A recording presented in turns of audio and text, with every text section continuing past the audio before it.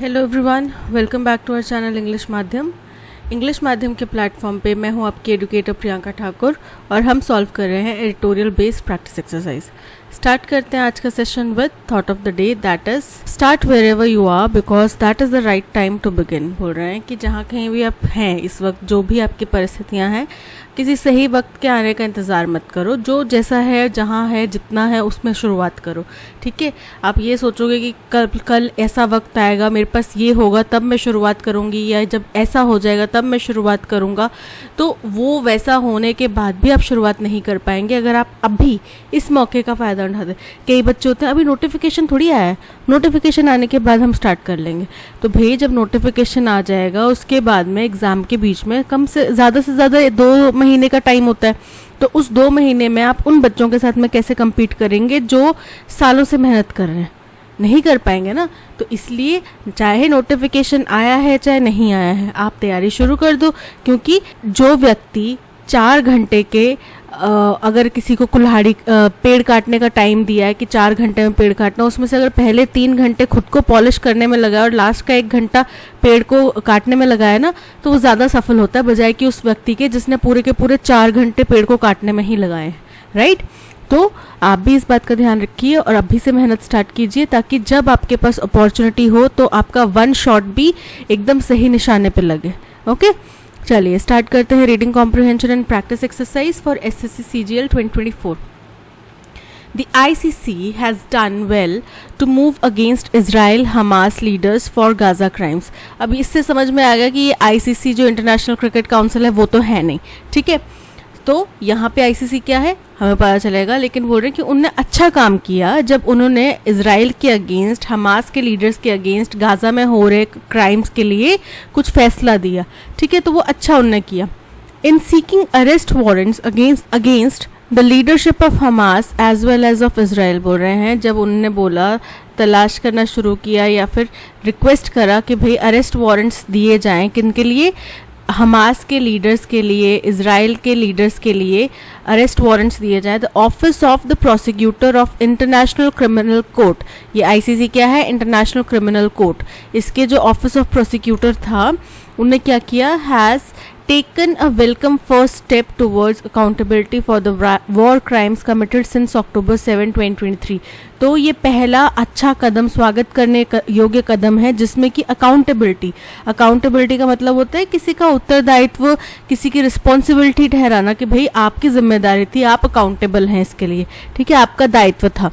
तो उत्तरदायित्व ठहराया किस चीज़ का? वॉर क्राइम्स, जो जब से 7 अक्टूबर जब हमास ने हमला किया था तब से लेके अब तक जो भी वॉर क्राइम्स हुए हैं उसमें अकाउंटेबिलिटी ठहराई है। अब ऐसा नहीं है कि कोई बोले कि भाई उनने एक पक्ष के करीब फैसले में कर दी, हमास ने भी तो गलत किया था। उनने दोनों पक्षों, देखो हमास ने गलत किया था, हर कोई मानता है इस बात को। जो लोग इजराइल को गलत ठहरा रहे हैं वो भी इस बात को मानते हैं कि हमास ने गलत किया था। वो ये नहीं बोल रहे कि हमास ने सही किया था, गलत किया था उनने। लेकिन साथ ही साथ ये भी तो फैक्ट है ना कि इजराइल जो अब तक करता आया है वो गलत से भी बहुत ज़्यादा गलत हो चुका है। राइट? तो ये भी तो फैक्ट है। तो उन्होंने दोनों पार्टीज को अकाउंटेबल ठहराया है कि भाई हमास भी गलत है, इजराइल भी गलत है। It was the day Hamas launched it's deadly attack. अब 7 अक्टूबर क्यों इम्पॉर्टेंट है? 7 अक्टूबर इसलिए इम्पॉर्टेंट है क्योंकि इस दिन हमास ने अपना आत्मघाती हमला किया था, जानलेवा हमला किया था, जिसके बाद इजराइल की तरफ से बेतहाशा असला बारूद गिराया जा चुका है, killing over 1,200 Israelis and taking at least 245 hostages, जिसमें लगभग 1,200 इजरायली मारे गए और कम से कम 245 hostages बना लिए गए। hostages मतलब बंधक। ठीक है, उन्हीं को छुड़ाने के लिए इजराइल कह रहा है कि हम उन्हीं को छुड़ाने के लिए, अपने बंधकों को छुड़ाने के लिए ही लड़ाई लड़ रहे हैं। The Israeli military retaliation on Gaza, retaliation क्या होता है? विरोध, प्रतिशोध जो होता है। ठीक है, तो बोल रहे हैं कि इजराइल की मिलिट्री का जो रिटेलिएशन हुआ गाजा के ऊपर has been brutal and relentless, वो बहुत ही निर्दयी है और रिलेंटलेस मतलब अथक है, अभी तक रुका नहीं, उसमें कहीं भी रुकावट नहीं आई है। And the death count has cross 35,000 people, और जो मृत्यु संख्या है, मृत्यु दर है, वो 35,000 लोगों का आंकड़ा पार कर चुकी है. Most of them women and children, और ज़्यादातर जिनमें कौन है, महिलाएं और बच्चे हैं. The application for warrants which will be decided by a pre trial chamber of ICC जजेस. बोल रहे हैं अब वारंट्स के लिए जो एप्लीकेशन है, जो कि एक प्री ट्रायल चेम्बर है ICC के जजेस का, उनके द्वारा डिसाइड किया जाएगा. Will naturally have a greater impact on Israel than on the non state group. उसका जाहिर तौर पे किसी सरकारी तंत्र के ऊपर ज़्यादा प्रभाव पड़ेगा बजाय कि किसी गैर सरकारी तंत्र के. राइट, इजराइल के अंदर एक सरकार चलती है और जो हमास है वो एक टेररिस्ट ऑर्गेनाइजेशन है. राइट, तो उनके ऊपर इतना कुछ फ़र्क नहीं पड़ेगा, लेकिन इजराइल के ऊपर तो फ़र्क पड़ेगा ना, क्योंकि वो एक सरकारी तंत्र है. Israel's immediate concern is the moral equivalence the prosecutor has made in leveling charges of war crimes and crimes against humanity against both the national leadership. बोल रहे हैं इजराइल का जो इमीडिएट कंसर्न है वो ये है कि नैतिकता के तौर पे दोनों ही चीज़ों को इक्वल कह दिया गया. उनने हमास के हमले को इजराइल के रिटेलिएशन के बराबर खड़ा कर दिया कि हाँ दोनों ही गलत हैं, दोनों ही एक बराबर गलत हैं, किसी को कम ज़्यादा नहीं बताया गया. तो आप खुद ही सोचो, दो ड्रग डीलर हैं, एक 100 करोड़ का बिजनेस कर रहा है, एक 10 लाख का बिजनेस कर रहा है. तो क्या हम lesser of the two evils चुनने बैठे हैं? अगर हमें सही गलत का फैसला करना है तो lesser of the two evils हमने चुनना है? नहीं ना, सही गलत का फैसला तो lesser of the two evils में नहीं होता. सही गलत का फैसला तो हमेशा इविल वर्सेस गुड में होता है. राइट, तो यहाँ पे अगर दो कल्प्रिट्स हैं, ठीक है, एक ने ज़्यादा लोगों को मारा, एक ने कम लोगों, एक ने 1200 लोगों को मारा, एक ने 35,000 लोगों को मारा. अब क्या इसमें ये डिफाइन करना पड़ेगा कि नहीं उन्होंने ज़्यादा लोगों को मारा, हमने कम को मारा, या हमने ज़्यादा को मारा, उनने कम को मारा? इससे तो कोई हल नहीं निकल पाएगा ना. बोल रहे हैं कि मॉरल इक्वलेंस पे उन्होंने कंसर्न जताया है कि भाई उन्हें कैसे दोनों को बराबर कर दिया, चार्जेस दोनों के बराबर कैसे कर दिए, वॉर क्राइम्स हुए चाहे क्राइम अगेंस्ट ह्यूमैनिटी हुआ, उन दोनों को बराबर कैसे कर दिया. Both the national leadership of the democracy and an armed group that wants to destroy it. बोल रहे हैं वो भी ऐसे उन्होंने बराबर कर दिया कि एक तो किसी देश की सरकार है और दूसरा एक मिलिटेंट ग्रुप है जो उस देश की सरकार को गिराना चाहता है, ख़त्म करना चाहता है. ठीक है, तो ये दोनों चीज़ें बराबर नहीं हो सकती, आप इसको बराबर तराजू में मत तोलिए, ये उनका कंसर्न है. Safe for Israel's die hard supporters. अब बोल रहे हैं कि जैसे कि इजराइल के जो डाई हार्ड सपोर्टर्स हैं, डाई हार्ड मतलब बहुत ही कट्टर उनके सपोर्टर्स हैं, including the US and some other governments, जिसमें US, UK और कुछ और देश शामिल हैं. Few would disagree with the balance sought to be struck by the ICC prosecutor Karim AA Khan.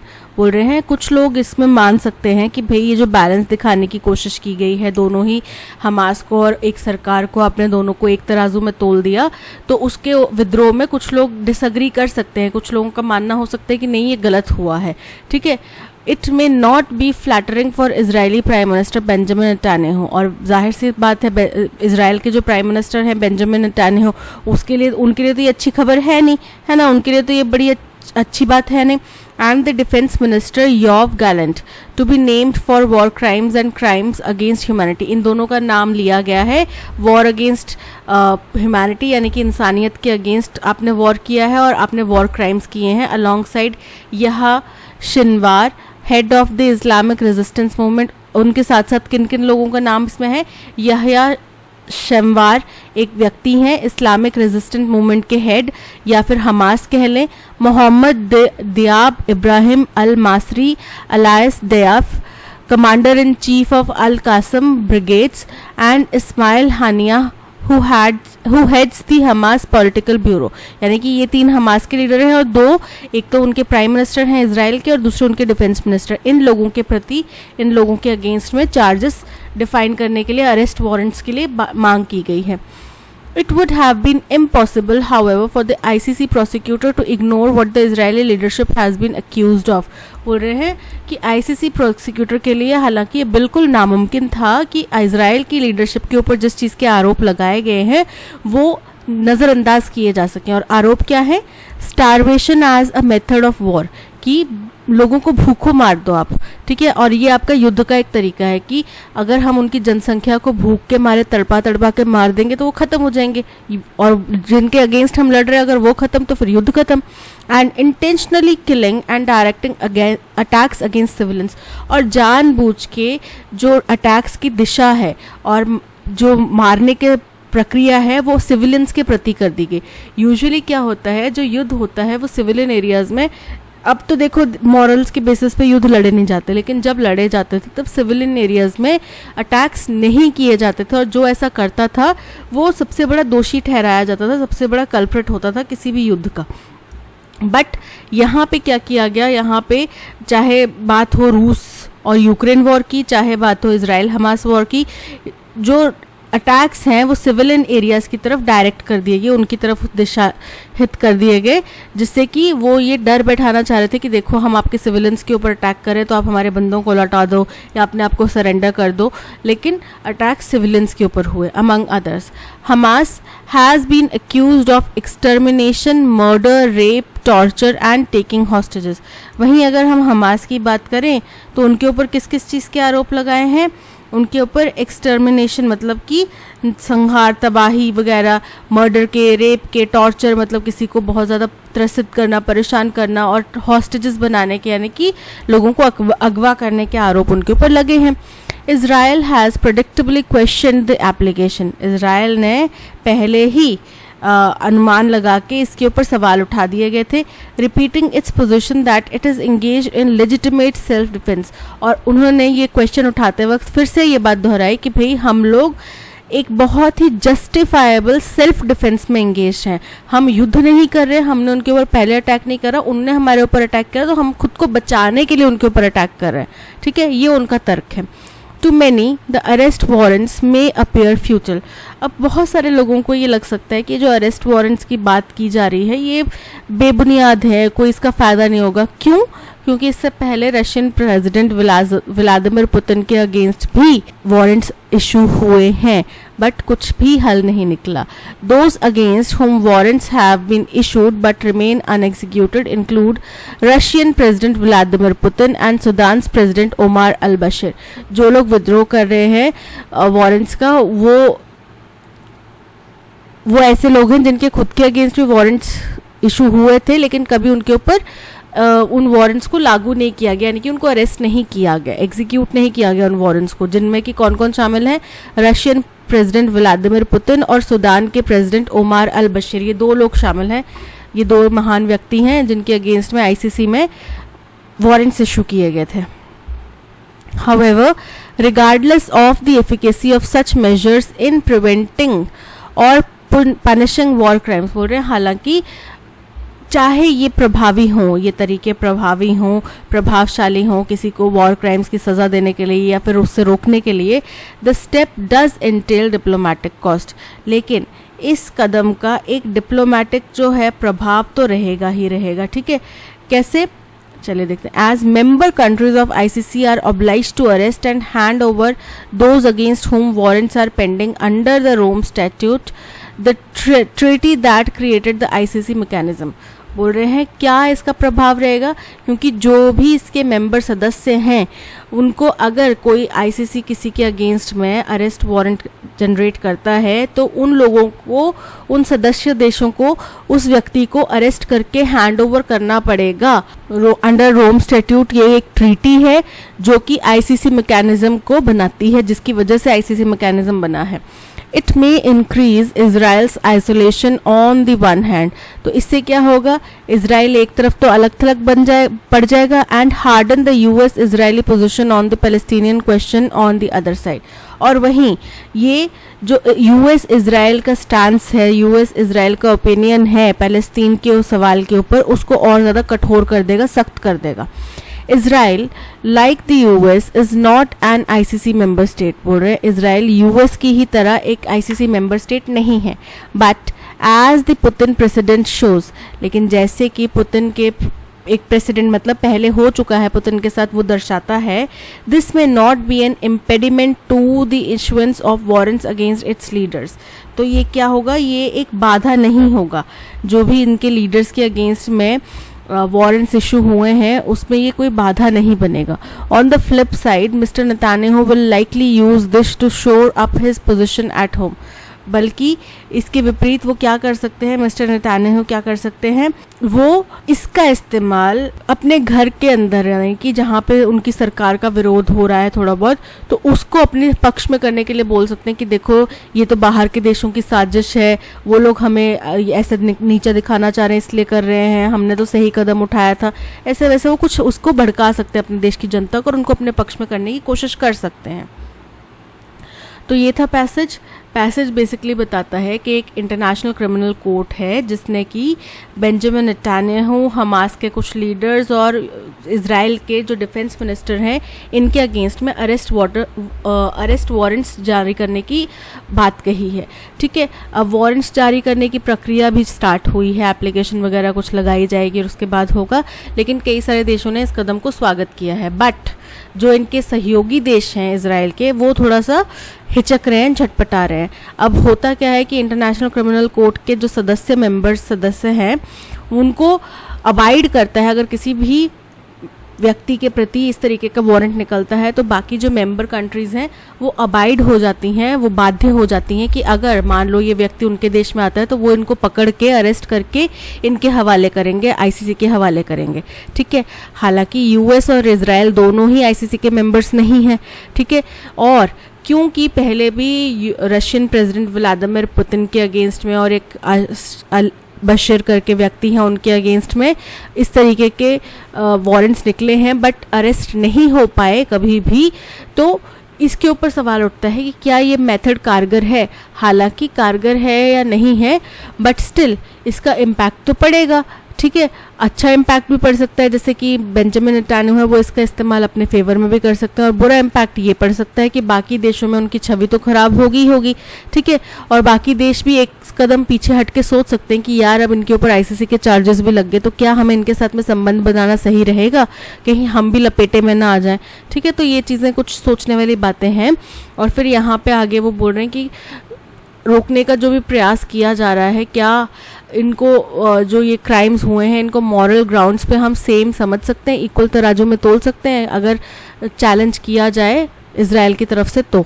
ठीक है, based on the passage, which of the following can be inferred about the International Criminal Court decision to seek arrest warrants against both Israeli and Hamas leaders? तो ये पूछ रहे हैं कि passage के अनुसार जो इंटरनेशनल क्रिमिनल कोर्ट का डिसीजन था अरेस्ट वारंट इजराइल और हमास के लीडर्स के अगेंस्ट, उसका क्या तात्पर्य था, क्या हम उससे समझ सकते हैं. So first is the ICC's decision aims to establish moral equivalence between किनके बीच में, अ sovereign state and a non state armed group. के आईसीसी का जो फैसला था उनका उद्देश्य ये था कि वो दोनों के बीच में एक मॉरल बैलेंस बना के चलें, तो जो कि बिल्कुल करेक्ट है. और यही ऑब्जेक्शन जो है इजराइल ने उठाया है कि भाई क्या मॉरल ग्राउंड्स पे हम दोनों देशों ने जो किया वो सही है, क्योंकि हम एक देश हैं, हम एक गवर्नमेंट हैं जो जनता द्वारा चुनकर आई है, और जो हमास है वो एक टेररिस्ट ऑर्गेनाइजेशन है, उनको जनता का कोई लेना देना नहीं है, वो बिना कोई चुनी हुई सरकार नहीं है वो. ठीक है, so option A is correct. What can be inferred about the international reaction on the ICC's move from the passage? तो यही है कि जो उनके सहयोगी हैं, सपोर्टर है, वो तो गुस्सा होंगे ही, और जो ओवरऑल है वो इसको अच्छा स्टेप मान रहे हैं, उन्हें अब वेलकम किया है इस स्टेप को. ठीक है, सबसे पहले most international entities are likely to support Israel stands against the ICC decision. Incorrect है, सारे नहीं करेंगे सपोर्ट, लेकिन जो उनके सपोर्टर्स हैं, जो उनके दोस्त हैं, वो करेंगे सपोर्ट, हो सकता है. The ICC's balanced approach has garnered support mainly from Israel's die-hard supporters. Incorrect है, ICC की बैलेंस अप्रोच के अगेंस्ट में भी यूएस जैसे देश खड़े हो सकते हैं. ठीक है, अभी रिस्पॉन्स अवेटेड है बट हो सकते हैं, राइट. तो ये इनकरेक्ट है. The ICC's prosecutor's decision reflects a general international consensus on accountability.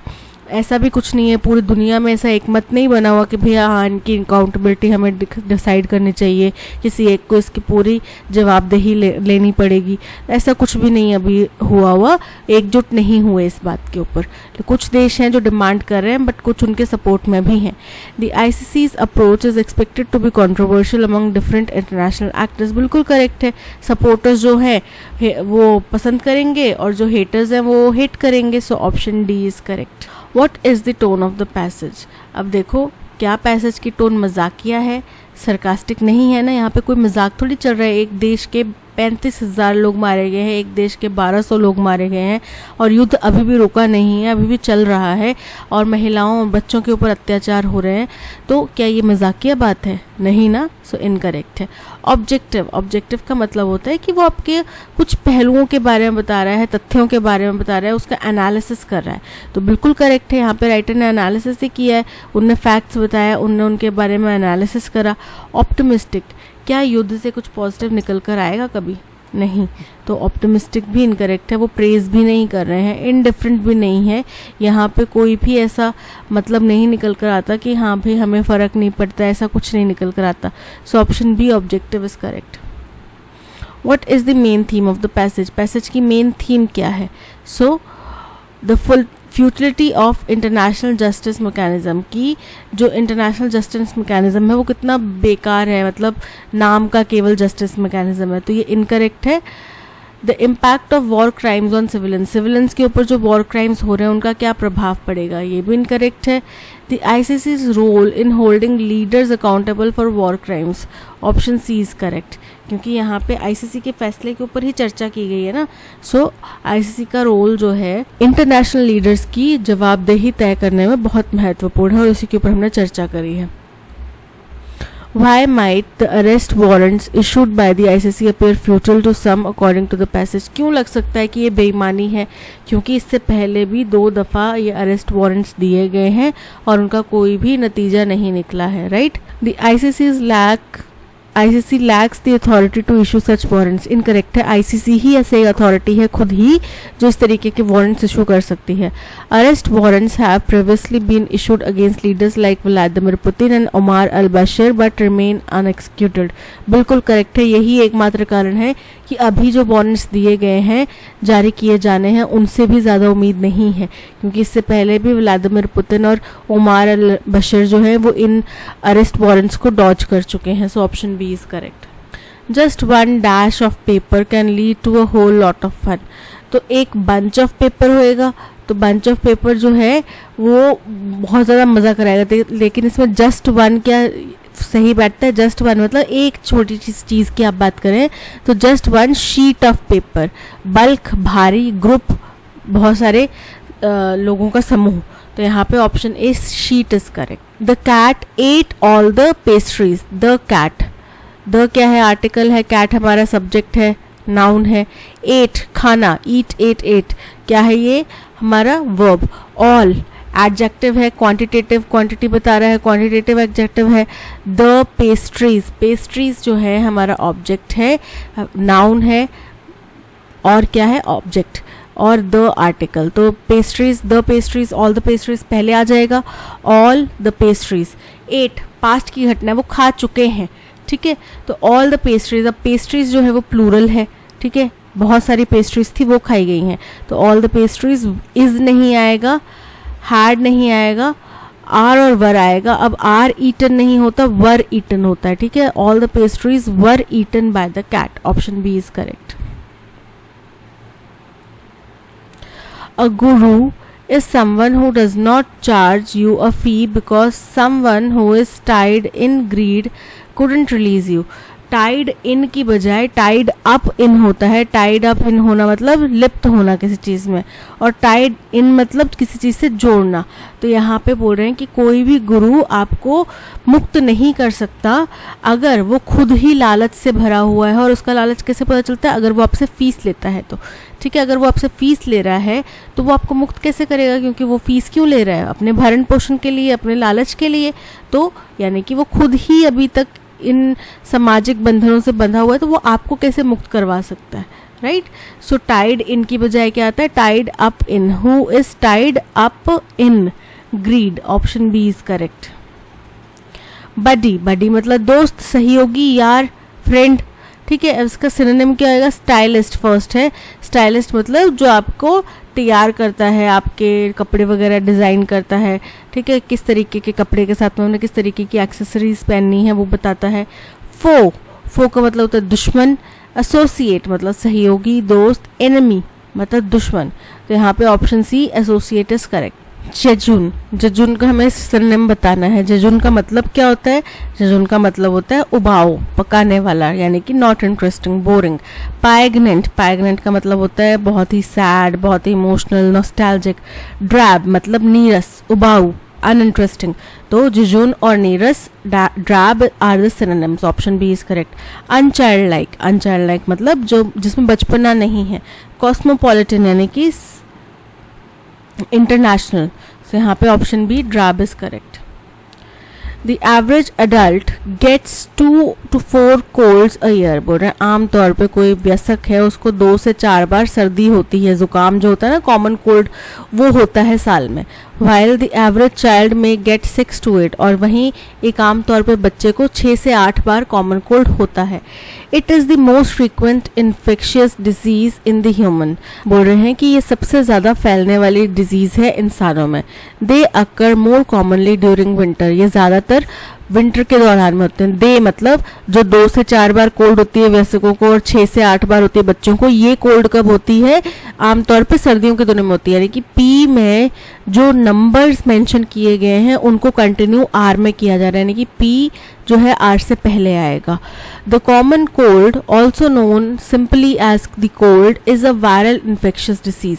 तो ये हमारा ओपनिंग स्टेटमेंट होएगा, क्योंकि यहाँ पे पहले पूरा क्लैरिफाई किया गया कि जो कॉमन कोल्ड है जिसको आमतौर पे हम कोल्ड कहते हैं वो एक वायरल इन्फेक्शियस डिसीज है of upper respiratory tract that primarily affects the nose. जो अपर रेस्पिरेशन का ट्रैक्ट होता है ना, ये हमारा नाक है, ठीक है, यहाँ से नाक से होकर के इस तरीके से पाइप जाती है नीचे, फिर हमारे फेफड़ों तक पहुँचती है, राइट।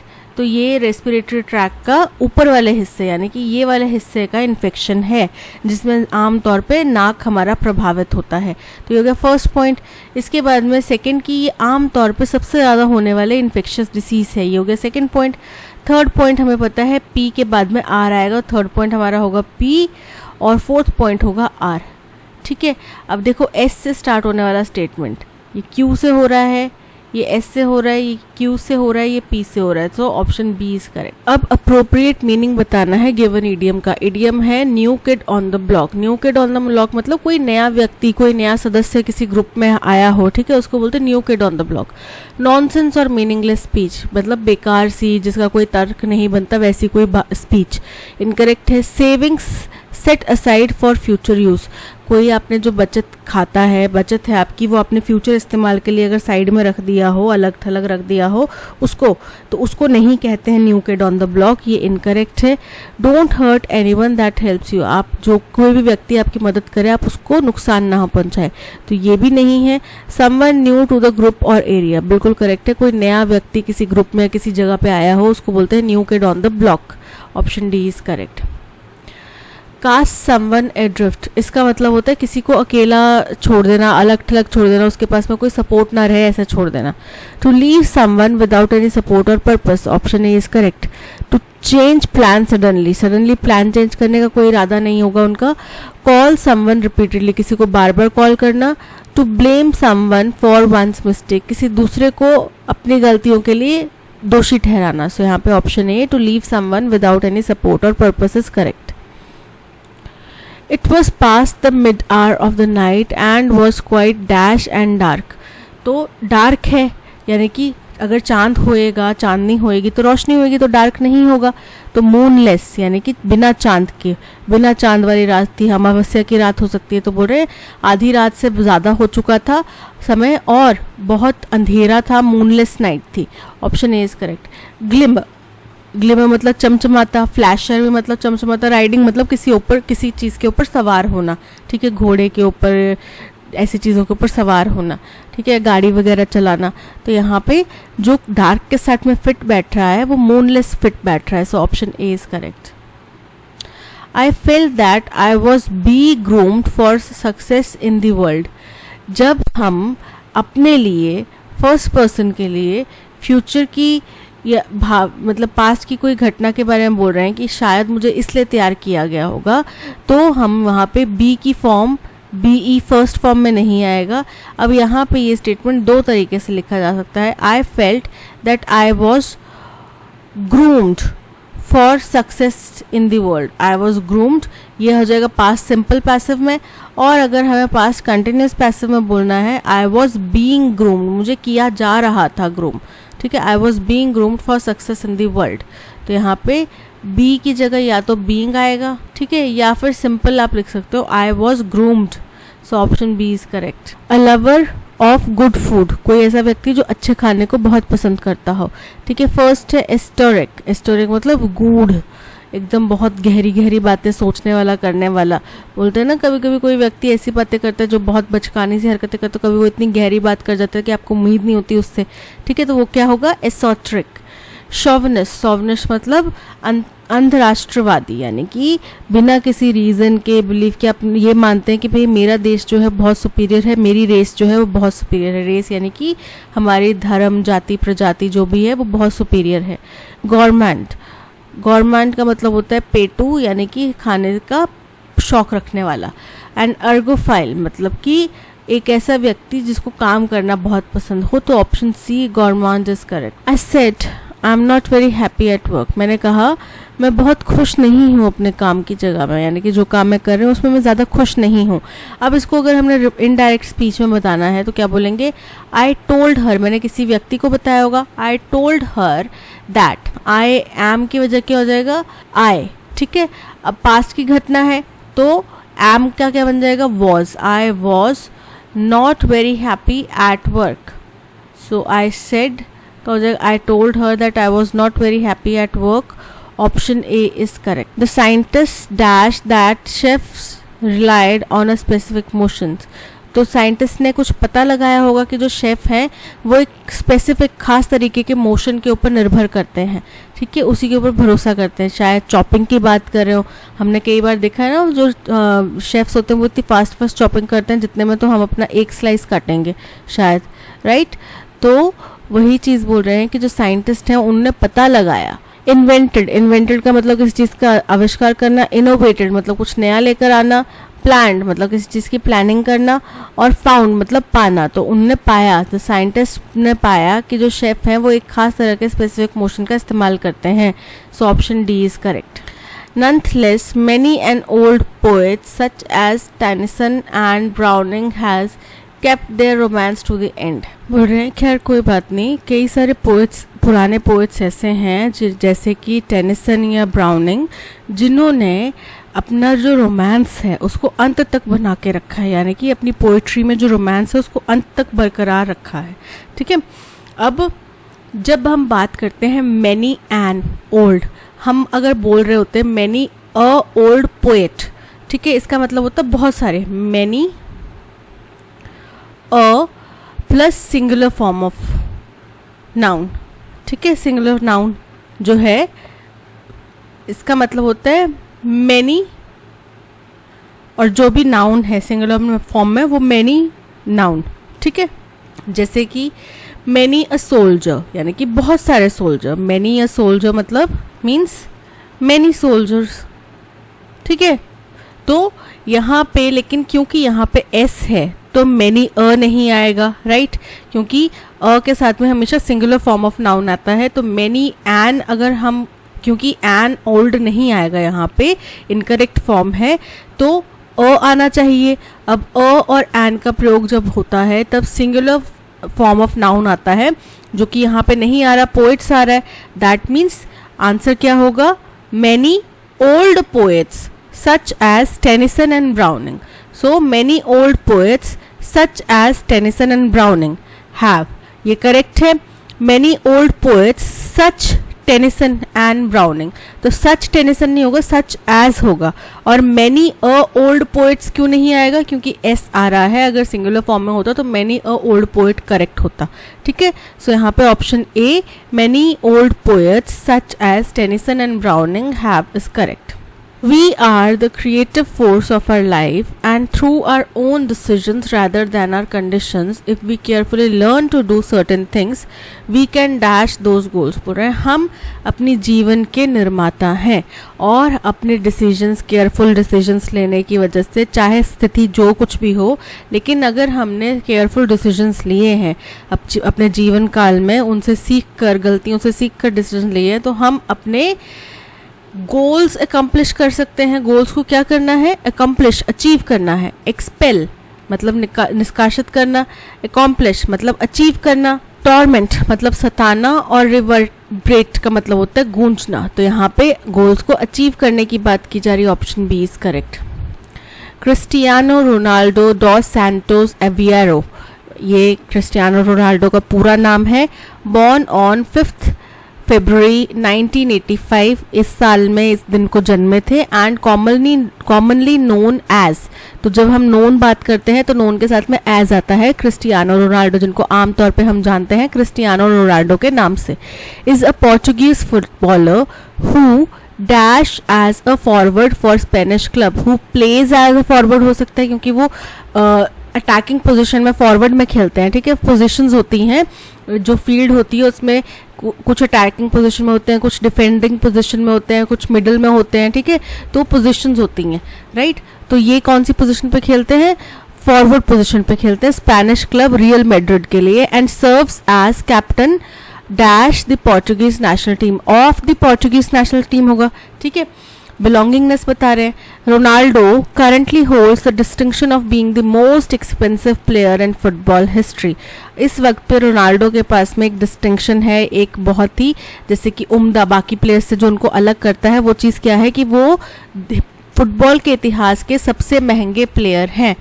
और कैसे हुए वो, आफ्टर ही वॉज ट्रांसफर्ड हो सकता है to Real Madrid from Manchester United in a deal worth 80 million euros, ठीक है।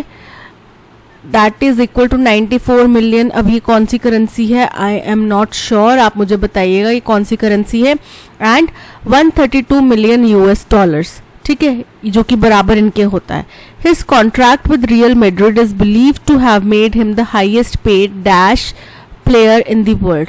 बोल रहे हैं उनका जो रियल मैड्रिड के साथ में कॉन्ट्रैक्ट है, उसने उनको दुनिया का हाईएस्ट पेड फुटबॉल प्लेयर बना दिया होगा, ठीक है, क्योंकि वो फुटबॉल के प्लेयर हैं, तो फुटबॉल प्लेयर ही बने वो, right. Cristiano Ronaldo dos Santos Aveiro, born on February 5, 1985 and commonly known, एट नहीं होगा, फॉर नहीं होगा, इन नहीं होगा, क्या है, कॉमनली नोन एज, उनको जाना जाता है इस नाम से, ठीक है, as Cristiano Ronaldo is a Portuguese football player who plays as forward for Spanish। plays, played खेलते थे, will play खेलेंगे, has played खेला करते थे, खेलते थे, ठीक है। लेकिन जिन्होंने खेला है या फिर जो खेलते हैं, अभी भी खेलते हैं ना वो फॉरवर्ड के तौर पे, सो ए इज करेक्ट।